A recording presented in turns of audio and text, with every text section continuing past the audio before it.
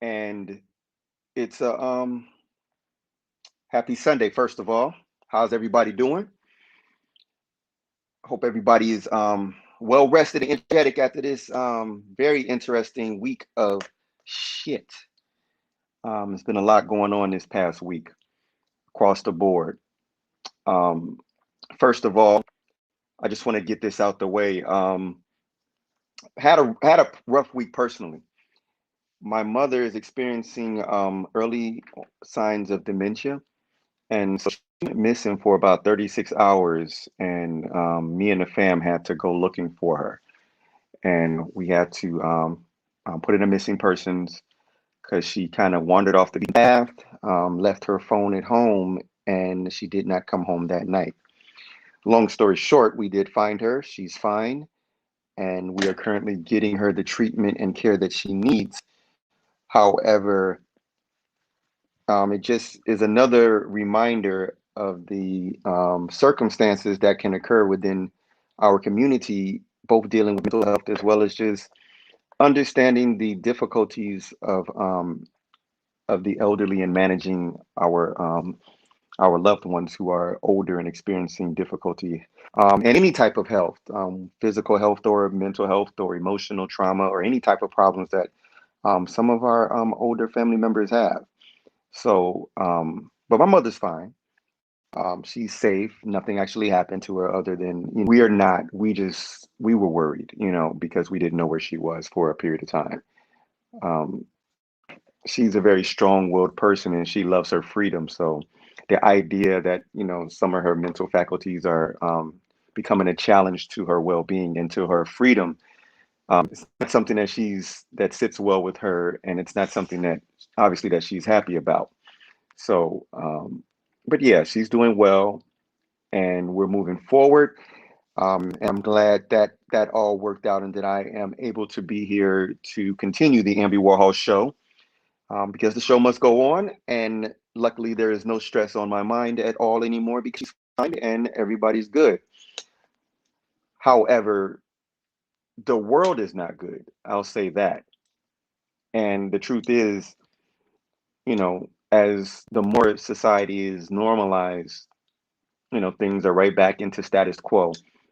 Shootings, um, more shootings, and more shootings. I don't want to get into all that because the truth is, everybody knows what's up. It's just like what Isaiah Bradley said in the latest episode of Falcon and the Winter Soldier. How can you not be bitter? How can you not be pissed off? How can you not be frustrated?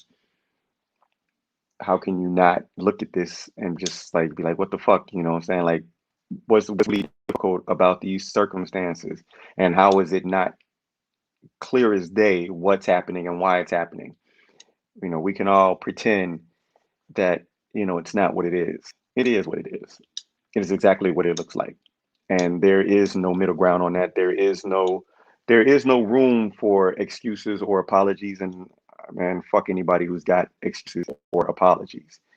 We're here to tell the truth. So that's what we're gonna do. Just like the title of the current episode, truth. It's all about truth. And what do? We tell the truth and we shame the devil. That's all you can do is tell the truth and shame the devil.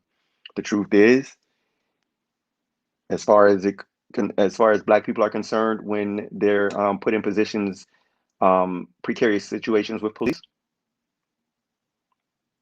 chances are you might end up dead. Point blank. Period. No middle ground. You might end up dead. And the truth is that there's many layers to the abuse and the disrespect that comes for black people when the police stop us. But the spotlight is on the dead. The spotlight is on those that have been murdered. But let's talk about the fact that all of the things that lead up to that are bad. All of it. Every single level of it. Like, we're talking about every single level of it. If you disrespect me as a citizen, but expect me to, why are you cursing? Why are you upset? Why the fuck you think I'm upset? I just got pulled over by a police officer. Who the fuck wants to get pulled over by a police officer? I can be upset. I'm a fucking grown man. Leave me the fuck alone. Give me my fucking ticket and send me on my way. You're not my parent. You don't have real authority over me, even though you think you do.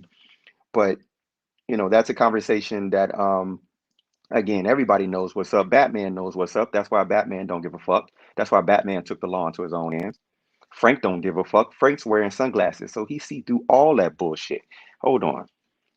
I see through all that bullshit. They live, we sleep, right? So, we can see through their bullshit. We can see through the facade. Motherfuckers are racist, they have bias, they're prejudiced. And this is not something that it determines whether or not a person is good or bad, because these are things that are ingrained in them for generations. Put your sunglasses on for a minute and see things how they are. Let's look at the truth. This shit goes back a long time. So, we talk about, again, as Isaiah said, because Isaiah was dropping them jewels of truth today. He said, yo, they've been erasing my history, for over 500 years. So whatever. The truth is that the same way we have been through what we've been through for 500 years that have epigenetically affected us. A lot of the conditions that we have in our communities are based on epigenetic conditions. These are things that have been ingrained in us over generations of being abused by colonization, by the traffickers that kidnapped us from wherever, because we ain't just talking about Africa. The human trafficking of colonization took place all over the globe. They were human trafficking Asians. They were human trafficking indigenous people from everywhere on the planet. And within that human traffic, it included rape, um, other atrocities, and this is truth. So while we have the consequences of those experiences and genetically embedded in us, like this innate fear of the police, which is why you got gangsters who will go hard for each other and be ready to kill each other and die for their flags and their nationalities and their other gang shit. But when the police show up, they ain't on it. They ain't about that life. That's epigenetic, because for generations we were not allowed to retaliate. We were not allowed to defend ourselves. So we still carry that trait of flee as opposed to defend ourselves. At the same time, white America has an genetic condition that has been ingrained in them for generations of being human traffickers, for being rapists, for being abusers of human rights.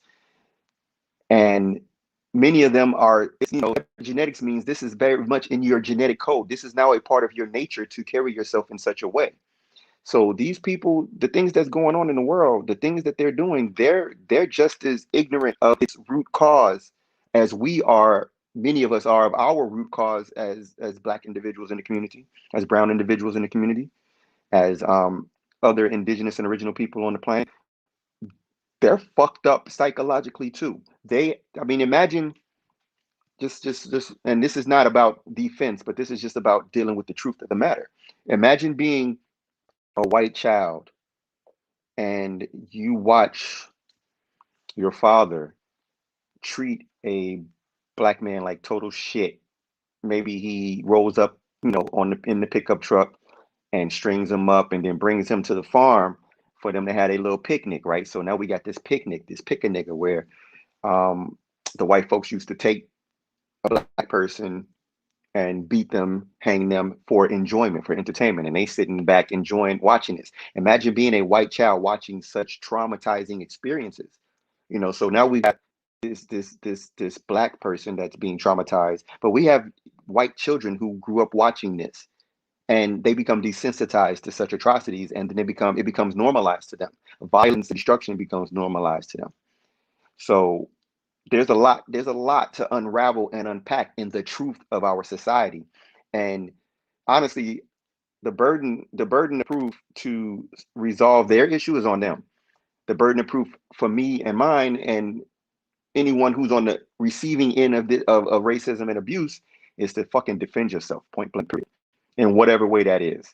If first and foremost, that means avoid the authorities at all costs. Don't fucking do shit. But we know that that's not the only reason why we have these experiences. So, escalation through causality is where we're heading.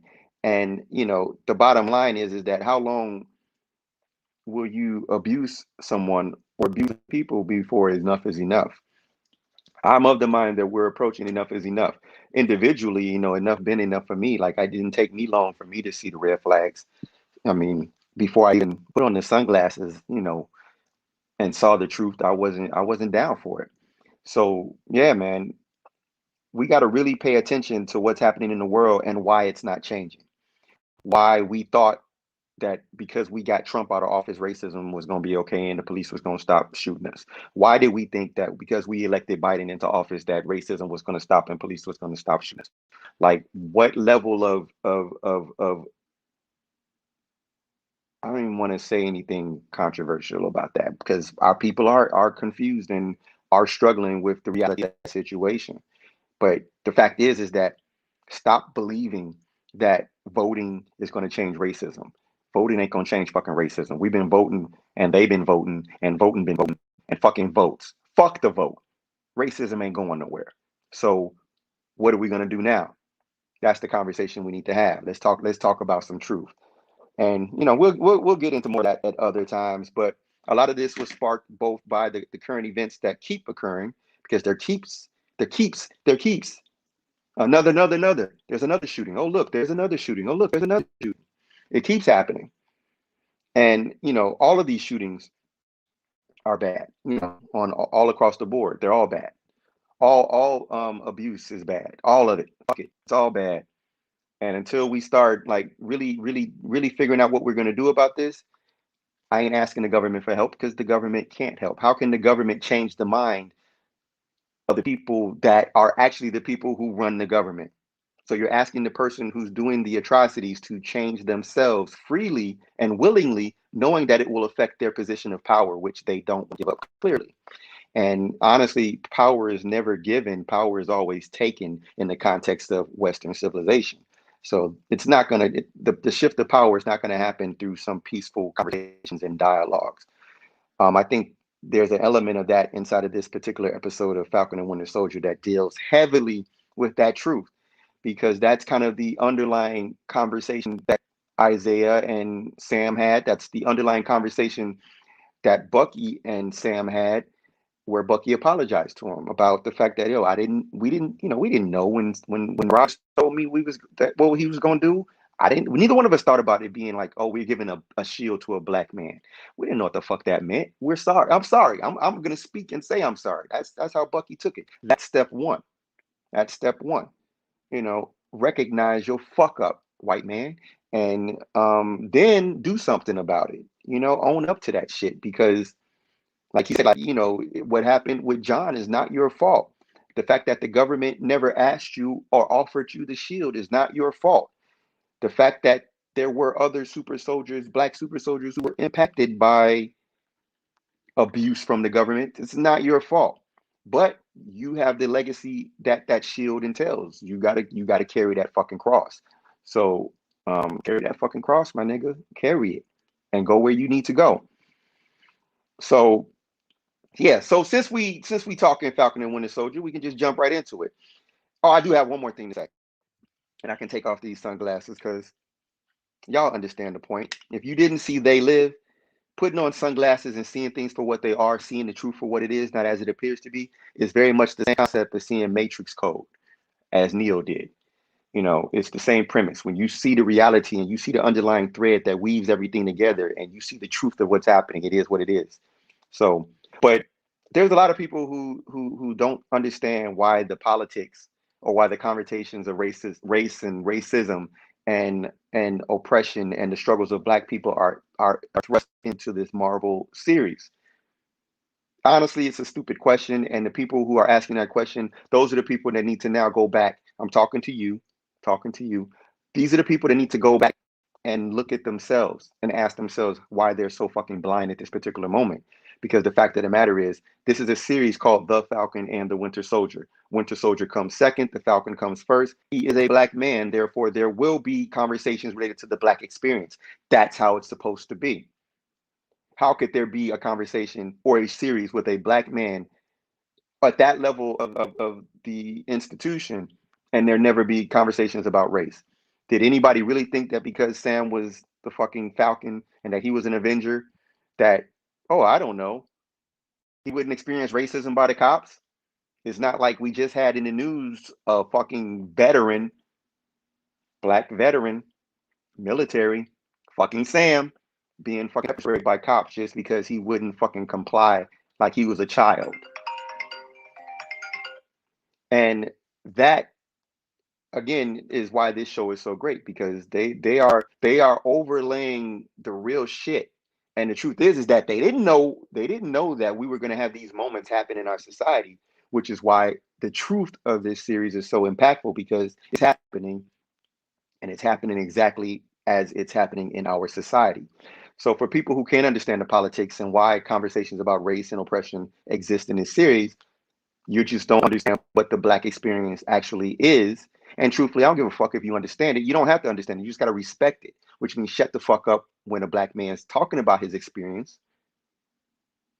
and honor the fact that if you don't know what the fuck you're talking about, go do some research, go do your homework, and until you figure out where you fit in the equation, stand the fuck down. Stand back and stand by, boy. So, yeah, enough of that. So, the show starts with the moment right after Walker has his breakdown and he kills the flag smasher. And he's going through his deliberation, trying to rationalize and justify what he went through. And in his mind, he's doing what oppressors do.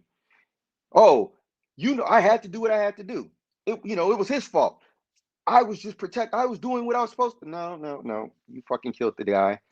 And so Sam and Buck, particularly Sam, they approach him trying to talk him off the ledge, so to speak, because they know where he's at and they know where that leads. So Sam is like, yo, yeah, you made a mistake, man. It is what it is. Maybe they won't do anything to you. I thought he wasn't gonna have any consequences, because America. But in this instance, it's a little altruistic, it's a little idealistic, but he got consequences, and that's fair. So cool. He refused to comply and really started to twist up even their attempt to appeal to him by saying that it's really about them trying to get the shield from him. And so in a fit of rage, this motherfucker goes off and they start fighting, which Bucky wanted anyway. You could tell Bucky wanted. Bucky really didn't have many words to say, and he just kept staring at that shield. I was like, yeah, Bucky's about to set it off. And Bucky set it off. So they battle, and god damn it, if Walker's not fucking strong. Like, Walker is strong. And we know, like, in the comics, Walker's character is actually stronger than Steve Rogers. Like, way stronger than Steve Rogers. Like, he's not a better fighter than Steve, but he is stronger than Rogers. And it's clear that this particular serum, the enhancement of strength, is clear because Bucky, who is also his version of the serum, made him a little bit stronger than Steve as well. But this guy, between the super soldier serum that he took and his rage, bro, he was handling these dudes. He handled them. He was putting them on their ass. And granted, half of it was because of the shield. The shield is a great defensive weapon. But, he's putting them on their ass. He's shutting them down. And they're doing their best to take this shield. So, finally it gets to a point where he's had enough of Sam and his wings, and, he's on Sam like, yo, I am Captain America, motherfucker. And he rips the wings off. Like, he strips him of his wings. Like, yo, you grounded, bitch. So, at this point, Bucky is now like, okay, now we going too far. So now Bucky's all in. And they have to literally break this man's arm to get this shield. Like, that's how fucking in his ego and in his narcissism that this man was. He was gone. And even after breaking his arm, he still wasn't done. It was like, what is your major malfunction, homie? So at this point, they shut him down through doing a what I consider like a classic finish him Legion of Doom tag team closer style, where Bucky swings him and Sam jetpack drop kicks him so hard that they all kind of collapse, like on the ground, like all fucked up. So at this point, Bucky gets up, obviously, because he can handle the beat down. Bucky gets up, grabs the shield, and then drops it at Sam's side, like, nigga, don't let this shit go again. And he walks off pissed. Sam's so fucked up and broken trying to get up. but he managed to get up, and immediately he realized, and he started, if you notice, he was freaking out trying to wipe this blood off this shield. It was kind of an interesting moment because Sam was really having a breakdown moment. And yeah, it very much is reminiscent of the fight between Steve, Bucky, and Stark. That it was very similar, except for the fact that this was fucking extreme and it was brutal. There was a lot more. I mean, yeah, I mean, like, obviously these guys are not, Steve and Bucky are far more in sync than Sam and Bucky are. So Steve and Bucky fighting together was just fucking beautiful. Sam and Bucky fighting together is just like two blunt instruments that are trying to find out where the actual hilt is on the hammer. And they're just going all over the place, doing all types of random shit that just wasn't working out with Walker's singular focus of shutting them down and keeping his shield as he proclaimed it to be. So Sam's frantically wiping off this blood in that moment, and then we cut to Sam and Torres having their conversations about Carly and the fact that Carly has gone dark and she's circumnavigating through her underground network, avoiding the authorities and avoiding the situation as it stands. The worst part about it is that you can tell that Torres is really trying to be down and trying to be there for trying to understand like Sam's plight, and he's like, "Yo, the government took over, so we got to stand down."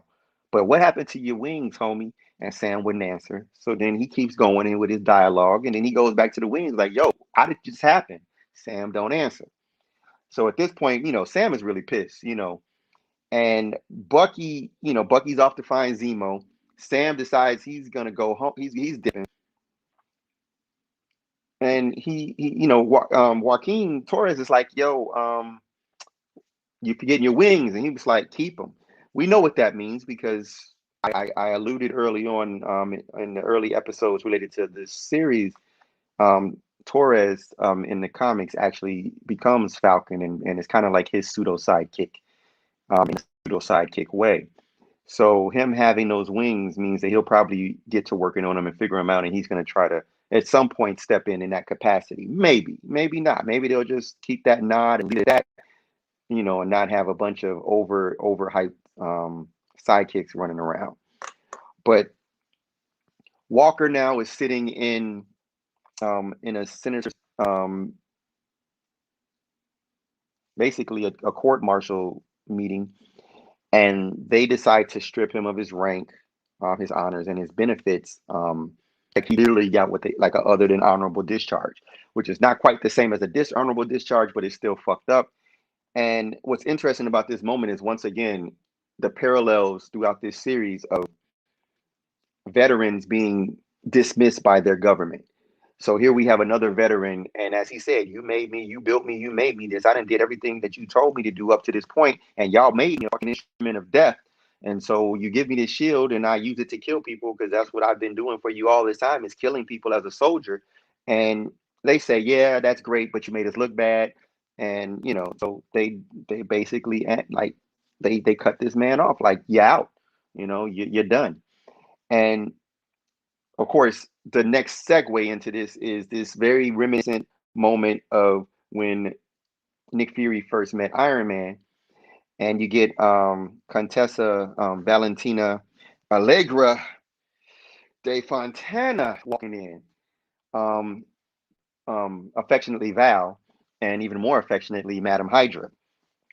She's a very, very, very strong character in the Marvel legacy. And she walks up on Walker and she basically, in summation, says, "Yeah, fuck them old suits. They don't understand. You're useful. I think you're useful. I got some other couple people who think you're useful. Just fucking be ready when I call, my man. And everything else, will work itself out." Then she gives him a little tidbit. "By the way, the shield is not really government property. Do what the fuck you got to do so that you can be ready when I call you." In this context, it's pretty clear that this will be one of two things. We've been speaking about a couple of variations that, the Thunderbolts, and the idea the Thunderbolts are basically a team of anti-heroes or anti-heroes, or more so criminals who have served time in places like the Raft, who are then recruited by the government to do certain tasks. However, while I think that is definitely the case, of course, he'll probably become U.S. agent, obviously. Yes, I agree with you, Maxie. Um, he now has been given a window and given an in to being able to do what he does outside of government support as a private contractor, which is a jewel right there. So Thunderbolts, which is a less suicidal Suicide Squad, basically. Yeah, exactly. So it's like Suicide Squad, except they're not hodgepodge, and they're very much some badasses usually that ain't to be fucked with. So Madam Hydra recruits him for possibly the Thunderbolts, possibly the Dark Avengers.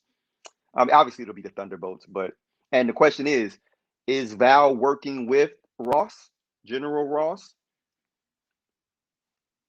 That's a good question. I think that she is working with General Ross. In the comics, she was a romantic liaison of Nick Fury. That could still be the case, like going back in her history. She's in that age range where she could have been a love interest of him at a certain point in time, but they may switch her and make her an interest of Ross. Who knows? But nonetheless, she's an important character when it comes to a lot of things going forward, as we're starting to see. So, next step, because remember, this is about truth. So now we've immediately been exposed to the truth, or should I say, to John Walker's truth. His truth now, the truth that he understands is that he is not Captain America. He got to deal with that shit, and that's his truth. Now, who is he going to be? He's no longer a government representative. He's now a free agent. That's his truth. Will he live up to that truth? Time will tell. Um, Carly is having a conversation with the Flag Smashers, and she's revealing her truth because she sees that now they're shutting down all of her support groups, all of her network of people who were good people but were in support of her cause, which was supporting the disenfranchised, the people that literally the GRC are saying like, yo, y'all going back to where y'all came from. We putting the borders back up, and you're gonna go back to wherever you're from. Fuck what the conditions are there. Fuck your circumstances. I don't care if you're poor. I don't care if you're homeless. You're going home. And she's been kind of helping people deal with that. So Carly's truth and the Flag Smashers' truth is now revealed. She's like, "Yo, I'm ready. We're about to go to war." Now, again, here we go with more truth, right? Bucky, this is an allusion back to when Zemo asked, had either of them been to the memorial in Sokovia? Buck goes to the memorial, and sure enough, Zemo's there, and he was like, "I actually thought you'd be here sooner. Fuck you for keeping me waiting for like days at a fucking memorial, but whatever." So Zemo turns and sees Buck holding the gun, and without flinching, he says, "Okay, I understand what you got to do, Buck, but let me tell you, after you kill me, make sure you go get Carly, because Carly is a fucking problem, and Sam is altruistic, like, I mean, yeah, basically altruistic like Rogers was, and he ain't gonna do the hard job." So he's telling Buck, like, man, be the killer that you know you can be, and end this if you're not gonna let me do it, since you're about to take me out. And Buck is like, "Nah, we gonna do it our way," and like, "Yeah, I figured you'd say that." And so then he kind of nods at him as he puts the gun to him. He's like, "Okay, if you got to do it, I respect that." And he doesn't flinch. He doesn't blink. He looks Bucky in the eye as my man is pointing a gun at his head about to shoot him. If you don't see that as like the utmost like badass, like, yo, Zemo is a beast. So Bucky then, cocks it back, pulls the trigger, no bullets. Just a very slight flinch from Zemo, very slight. But again, after he sees that Bucky wasn't going to kill him and he sees him drop the bullets, he does a nod again, like, "Okay, respect, my man. I got you." So he tells him, "I did take the liberty of crossing my name off your list, and no hard feelings. I thought you was going to kill me, and I wasn't. I didn't blame you or judge you for that. Peace, my bro."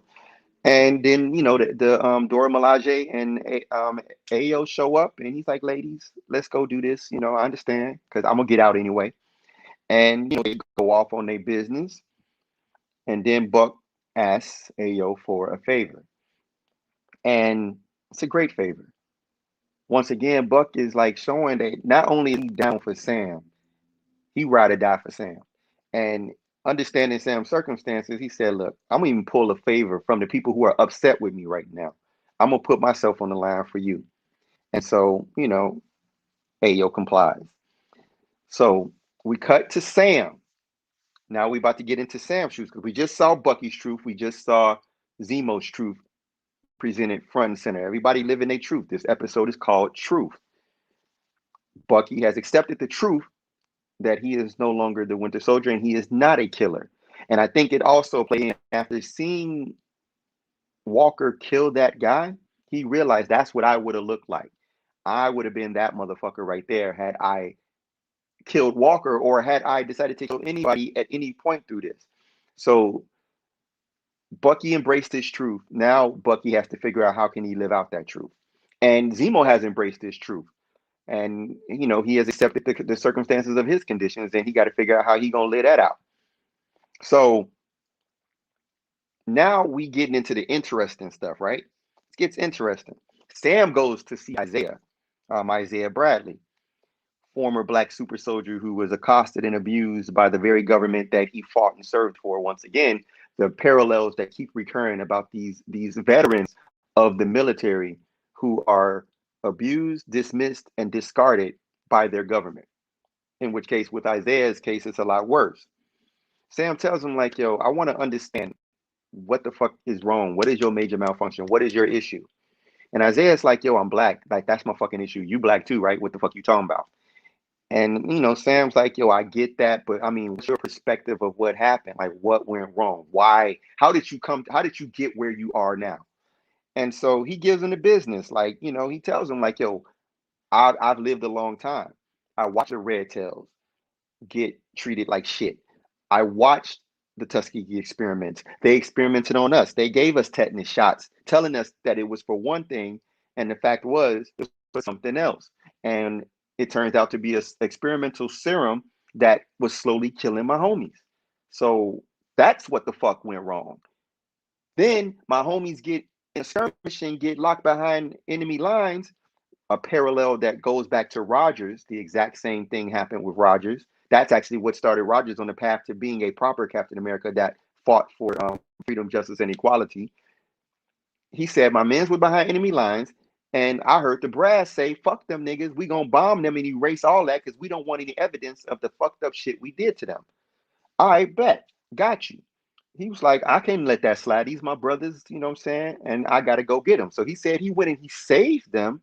And he said the end result was they put him behind bars and experimented and tortured him for 30 years, trying to figure out why the serum worked for him where it failed for everybody else. And think about that, being tortured and experimented on and held in prison, as he said, erased. Like there was, like they told, like they didn't tell his woman where he was. They didn't tell anybody anything. His woman sent letters, never got to him, and she died never knowing about him. He never got to see or speak to her again. 30 years of torture and abuse. And he said until this nurse decides to take pity on him and fake his death. And so that's why he was able to escape, because chances are, if he did not escape, if they hadn't killed him through the experimentation, he'd still be in there being experimented on probably to that day, and that's really fucked up. So that's the scar, Ebony, that he had on his side was probably related to them, the experimentations. I'm pretty sure that they were digging into his bone marrow, which means they're probably taking pieces of his ribs off and trying to figure out, what made him different, that the super soldier serum worked in him. All around just a fucked up experience, at the end of the day. And the bottom line in this context that has we've come to terms with is that we now understand why and what went wrong. He's legally dead. Sam's like, yo, but I can help you. I can do this and that. And he was like, look, little young homie, here's the truth. If you reveal me to be alive, I will be dead. Literally, they will come kill me. You get that? You understand? They're not willing to expose the atrocities that they did. This is very much America. They're gonna bury this. They don't want people to know of the experimentations that they did on these black people. So, with that being said, he goes on to tell him like, "Yo, look, I understand that the white boy gave you the shield, and that makes you feel like you special." He said, "But you still a nigga, and they will never let a black man be Captain America. And what self-respecting black man will want to be in the first goddamn place, knowing all this that's going on." That's Isaiah's truth, and that weight hitting Sam is what starts to be the turning point that leads towards where we know Sam is going. Because as we get through this, we're going to see how this is about truth, and this is about living your truth. Sam decides to go home, and he's trying to sort things out. He's trying to figure out what all these things mean. He's got Bucky over here with this ideal of, and he's got Isaiah over here with this ideal, and he knows that Roger gave him the shield, and he knows that the government doesn't want him to have the shield, and he knows that all these variables, all these different layers to having this shield as a black man, and deciding whether or not he should be Captain America and carry on that legacy. And then he's at home and he realizes that they can't sail the boat because the boat is shit. And so he decides to I'm gonna call people in the name of in our family's name, like, yo, pay up, pay what you owe, Santa. And so he makes calls, and they get support from everybody. Then Bucky shows up, and what's interesting about Bucky showing up is that this is the first time I can say in this entire series where I saw the Bucky from the first Avenger. This is the Bucky from Captain America: The First Avenger. He's back. He's filling himself. He's back into that space, and he's coming. He's being himself, and you can tell because first thing he do, hey Sarah, what's up, Sarah? How you doing, Sarah? You know, that's the Bucky we knew. Bucky, remember, Bucky was a playboy.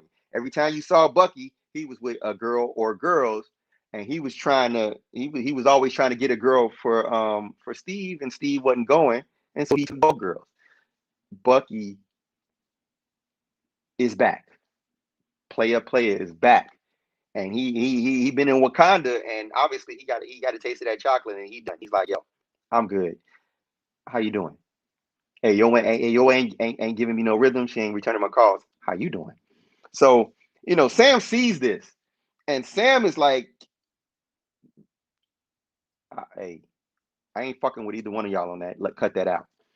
So at this point, you get into this very lethal weapony moment. Like from this moment on with them, the whole boat, the bonding, the beers, that's 100% Lethal Weapon. And I appreciated the nod because if you remember, even in Lethal Weapon, the whole thing was that there was a kind of, it wasn't intentional, but there was a whole thing with the daughter flirting with Riggs, and the way he would look at Riggs every time she would look at him, and it's like that same element of like, nah, go take your ass over there, stop flirting with my partner. He's like, yo, stop with my sister. And so we cut again to this ridiculously painful scene. I was so pissed off at this scene. So Walker goes and confronts Lamar's family, and he I don't know if this is good or bad, but I didn't think it was good. But bro lied. Like, he told them he killed Lamar's um, murderer, and he knows that ain't the truth. But he tells them that whether it's for the benefit of them feeling better about the situation or not, the fact still remains.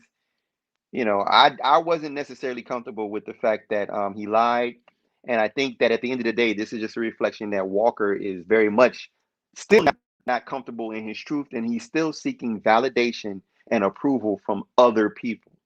The government abandoned him, so he's gonna go and seek some validation from this family. Like, yeah, I killed the murderer. I did that. Like, no, you didn't, motherfucker. You just killed random ass dude that wasn't even a part of that shit.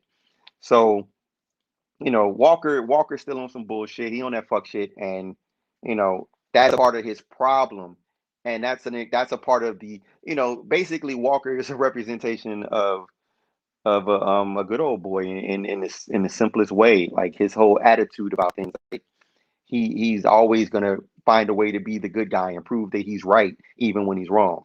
And if that means lying to people, if that means manipulating people, then that's what he's going to do. So we get this. Now we get to another interesting, crazy scene.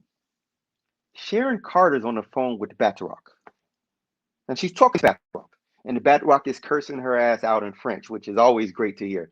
Listening to people swear in French is very much like the Merovingian said in The Matrix Reloaded. It's like wiping your ass with silk. It's like I love listening to it. So he's fucking cursing her out, and she's tasking him to do something. She's hiring him to do something. At this point, it's weird because, like, okay, first of all, Batroc is 100% a villain. He's a free for all that does criminal shit. Like he worked for Hydra. He served. He's a baddie. You know, he's a point blank baddie. More baddie, more black and white baddie than Zemo is. And so her calling him, and then the fact that they even have a rapport of communication like that is a little suspect to me. I'm like, you know. So she hires Batroc, and we cut back, and we got Bucky waking up. First time Bucky wakes up with a smile, seeing the boys playing with the shit in the mood. Bucky was happy, and I thought that was pretty cool. And so as a result, instead of leaving, he decides to go help Sam with the boat. And they're having their bonding moment again. And Sarah comes in and dismisses them both, like, yo, you don't know what you're doing. I don't tell you how to fly. You don't come here and tell me how to run. This ain't your game. So you know what they decide to do? Bet we're gonna go play frisbee. So they dip and they start throwing the frisbee back and forth at each other, having a conversation, having that heart to heart. This is that moment when Bucky explains, like, yeah, we didn't think about the consequences of giving a black man the shield and having a black man take on the mantle of Captain America. We was just, Sam was sorry, like, we fucked up. And we didn't think about what that meant and how heavy that burden would be and what you'd have to go through in the midst of that moment. And then following that, they have, Sam decides to give him some truth. He's like, yo, you want the tough love? Let me explain to you where you fucking up. He's like, you going to these people and you're apologizing so you can feel better. No, you're not. That's not how it works. It's not about you. You're not making amends by making yourself feel better for the people that you wronged. You wrong people, you're supposed to be hoping to help them. So Sam's like, yo, be of service. Go give somebody closure that you know that you can, because that's what you can do, and that helps them. That's what will make things better for you, not you trying to make yourself feel better. You know. So Sam gives him the goods, gives him that truth. The final nail in the coffin of Bucky's journey, letting him know this is what you got to do. And we know what that means. He's going to go back and he's going to talk to Japanese bro. And he's going to let him know, yeah, I'm the one that murdered your kid. That's pretty fucked up for me to do. But to be fair, I was under the influence of Hydra. Not my fault. So he's gonna give him that closure. And at this point, again, you know, all of these moments, the way they build them, the emotion, the energy behind all this, like, kudos to both of them. Like Anthony Mackie surprised me in this particular series with the level of acting that he brought. He brought his A game, and watching these guys go back and forward and the energy that they give off and the way that they express their emotions for both of them, spot on, perfect. Everybody in this episode, everybody in this series, like are like putting like they're putting their best foot. They stay going in. So, you know, there's another moment where Sam and Sarah are about to, do the paint, remove their parents' names, and she decides that she can't sell it. And this is important because this is a part of Sam now putting the final nail in the coffin of his truth and coming to terms with how he's going to live out that truth. And he lets her know, like, yo, I'm glad you said that because I understand the importance of legacy. And while I can't win every fight, I know this is a fight we have to win. That's not talking about that. That's not talking about that. That was a metaphor. That's him talking about the fact that he is now ready to fight for the legacy of that shield. He's ready to be Captain America. He's going to live out that legacy. And the truth is that what makes it deep for Sam is that he has two legacies to live out. He has now committed to live out Steve Rogers' legacy and Isaiah Bradley's legacy. Because as he said, he's like, the least I can do, what good is all that hurt and pain if I don't carry on the fight? That was gold. Sam is ready. Sam is a beast. Sam is now ready. And how do we know he's ready? Because he starts training. And as he's training, we're watching him, he's throwing that shield and he can't fucking catch it. He's slowly improving. He's doing his jogging because he ain't going for that on your left shit no more. And he's trying to get to that place where he feels confident enough to go outside with that shield. And, after he's done with all his training and, we see him doing all this cool flipping around with the shield and, all that up the bam. Now we know what's coming next, right? Hold on. Does anyone know how deep in the timeline the series is after Endgame? Yeah, they said that it was like 6 months or so. It was long enough for Sam to get back into contracting with the government and for Bucky to go through his get into his therapy sessions, and now they're on point, in terms of like everybody's caught up to speed for them. So now we cut to Carly meeting with Batroc in New York City. And we know now that this is courtesy of Sharon Carter. What the entire fuck? So Sharon Carter called Batroc to go help the Flag Smashers. So let me do some conspiracy theory for y'all right quick. Conspiracy theory. I think Sharon Carter is the power broker. The power broker and the Flag Smashers were friends. They were associates. The power broker was working to deal with them to have some serum, and then they stole the rest. They took all of the serum. So the power broker, aka Sharon, was pissed at the Flag Smashers.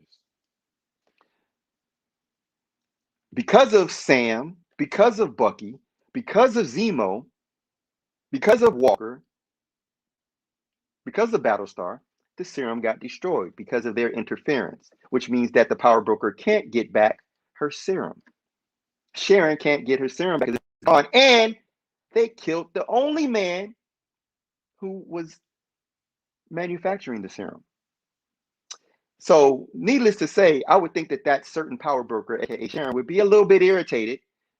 She no longer has beef with the Flag Smashers because they can't give her back the serum. That's a wash. So okay, we even, fuck it. You no grudge. But now I'm tasking you guys to do this. So I'm gonna call Batroc. I'm gonna give him to you, Flag Smasher, so that you guys can take out these bastards that fucked up my plans. Then we're really clean. Then your debt is paid and everything's good. Sound about right? Okay, it wasn't a conspiracy theory. That's the fucking story. I'm pretty sure that that's what it is. So we learned that ultimately what's happening is that the Flag Smashers are about to interrupt the GRC vote. Batroc don't give a fuck about that, but he's willing to work with them so that he can get a crack at Sam, which at this point Carly says, I don't give a fuck what you do with that. We got this to do, and we prepared for if Walker or whoever else show up. So now we've got this team of ass whoopers that are about to go ham. So Torres calls Sam and gives him news about New York. Meanwhile, Sam is watching on the news the GRC planning to do their vote. And he immediately makes the connection.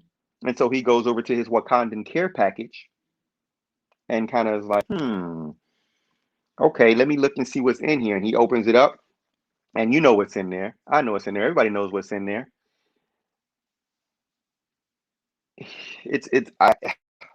Just think about that. We're about to see Sam in a Captain America uniform with wings and a shield, kicking ass. Just let that sink in for me. That's about to be an amazingly beautiful thing. An amazingly beautiful thing. So, what we do know, also in relation to what's going on with the GRC, is that they're having a conversation about extraditing all of these people back to the nations of origin. And they're having a conversation like, we just can't grab them all up and group them up and do whatever, whatever. And actually, some people want to do that. So they're arguing about the method to go about taking these people and pushing them out into their respective governments where they belong. Doesn't matter where you're from, doesn't matter what that conditions are, doesn't matter how poor or fucked up that place is, we're sending you guys back because fuck you. So that's the end of the episode, right? No, no, no. We get this very creepy moment where like you hear this hammering, which is very reminiscent to Stark. And we see that Walker is hammering himself a new shield in a cave with machine parts. Just a box of scraps. Like this motherfucker is making him a new shield, which I'm not like, I'm not sure that's what he intended, but I think he's going to use that shield in attempts to get back the proper shield from Sam because his shield ain't going to be the same. It's going to be heavier. While it's bulletproof, it ain't going to be of the same dexterity to do things that, may be done with Sam and the original shield. But he's hammering away like a Dark Avenger because the fact that it mirrors that Stark scene for me is very interesting.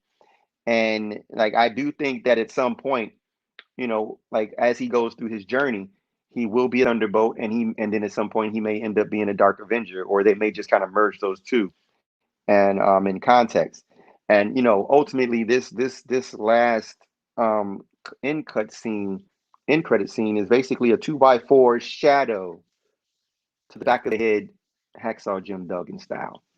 Get it? 2x4 shadow, foreshadow. Anyone? Frank likes it. Fuck y'all.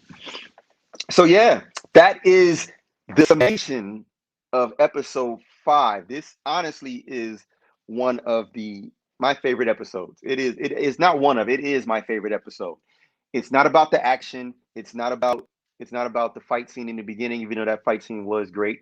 Not as great as Frank's infamous fight scene from They Live, but it was a good fight scene.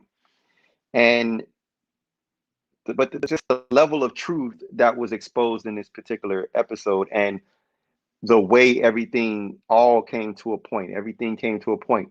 Every single character in the show up to this point, in my opinion, the truth has been revealed. Every single character. Every single character has a line of sight, has their identified path, and they're choosing to walk it. So perfect.